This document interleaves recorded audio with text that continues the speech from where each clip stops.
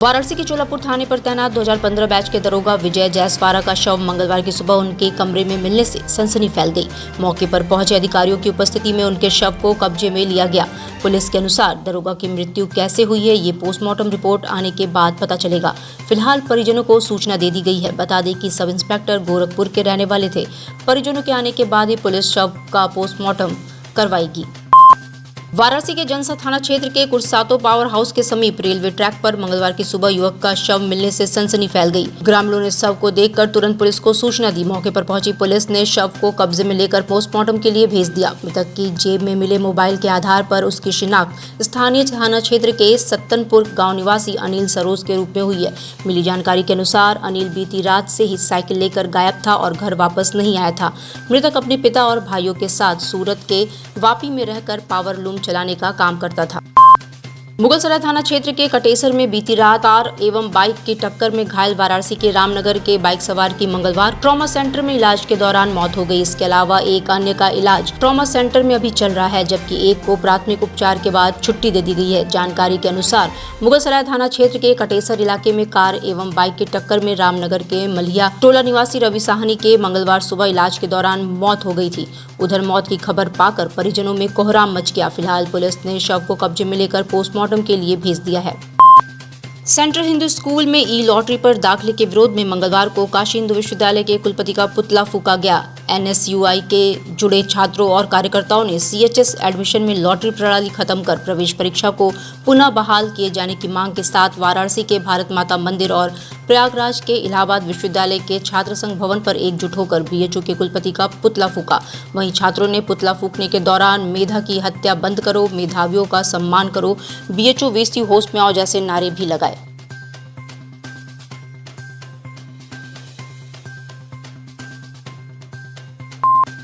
शहर की सीमांतर्गत संचालित डेयरियों और गौशालाओं को नगर निगम से बाहर स्थानांतरित किए जाने के लिए वाराणसी विकास प्राधिकरण द्वारा ग्राम चोलापुर परगना कटेहर और ग्राम छित्तमपुर परगना कटेहर तहसील सदर में कैटल कॉलोनियां विकसित की गई हैं। विकसित की गई कैटल कॉलोनियों में भूखंड प्राप्त करने के लिए 15 अप्रैल 2022 से वाराणसी विकास प्राधिकरण द्वारा पंजीकरण प्रारंभ किया जा रहा है, जो दिनांक 25 अप्रैल 2022 तक खुला रहेगा। इसके बाद 30 अप्रैल को अपराह्न 12 बजे प्राधिकरण सभागार में पंजीकरण कराए गए व्यक्तियों संस्थाओं के बीच भूखंडों की नीलामी की जाएगी।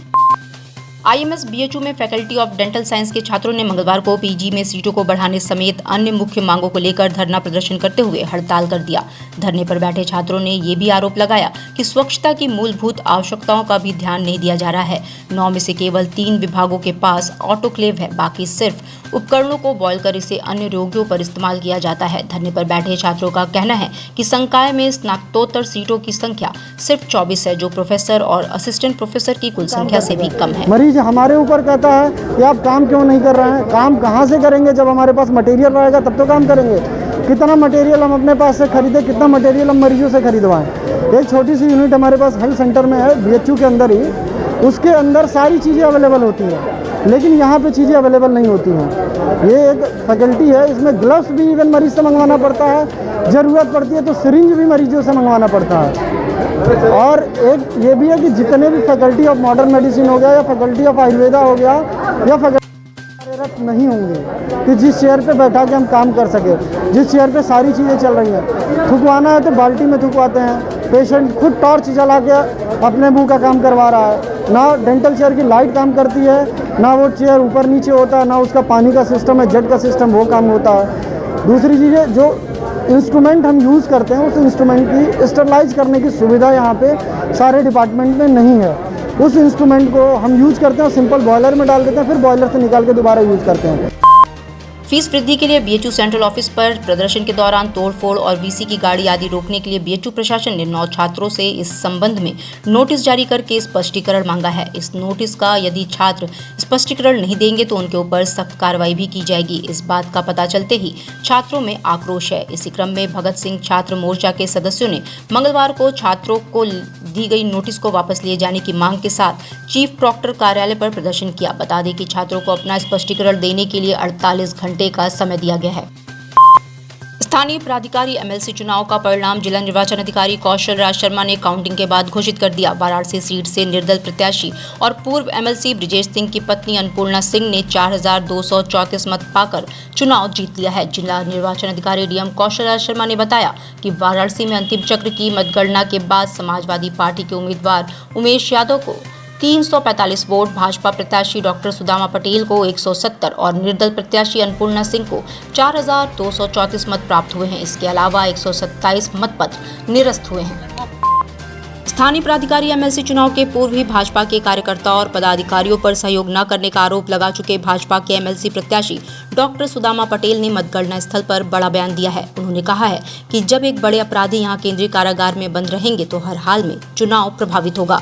उन्होंने आरोप लगाया कि धनबल और बाहुबल का इस्तेमाल किया गया है।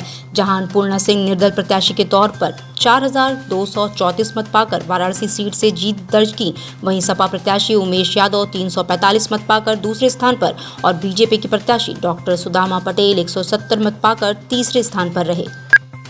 स्थानीय प्राधिकारी एमएलसी चुनाव में निर्दल प्रत्याशी अन्नपूर्णा सिंह ने अपनी जीत का परचम फहराया है। अन्नपूर्णा सिंह को कुल 4,749 वैध मतों में से 4,234 मत मिले।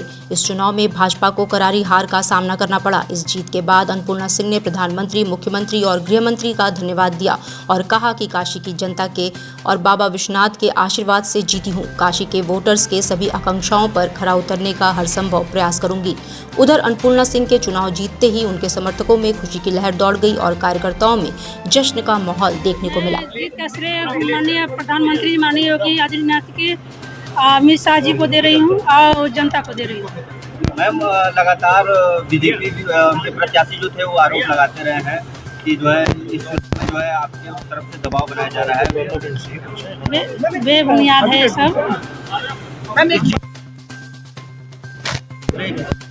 जनता बड़ी जीत है, ऐतिहासिक जीत है और क्या कहेंगे, लगातार अगर बात माना जाए तो तीसरी बार इस तरीके से आता है, किसको श्रेय देंगे? जनता ऐसा आशीर्वाद मुझे दी है, मैं जीवन भर भूल नहीं पाऊंगी। ऐसे ही उनका आशीर्वाद हमको मिलते रहे तो मैं अच्छा कार्य करती जाऊंगी। प्राथमिकताएं मैम क्या क्या? महिला के लिए सबसे पहले मैं खड़ी रहूंगी, बाकी तो जो हमारे साथ खड़े हैं उनके लिए कदम से कदम मिला के चलने का काम करूंगी। काशी के लिए कुछ प्राथमिकताएं मैम? काशी का भरपूर आशीर्वाद मिला है। पूरा काशी के बाबा विश्वनाथ का आशीर्वाद मेरे सर पर रहा तो मैं अच्छा से अच्छा कार्य करूंगी।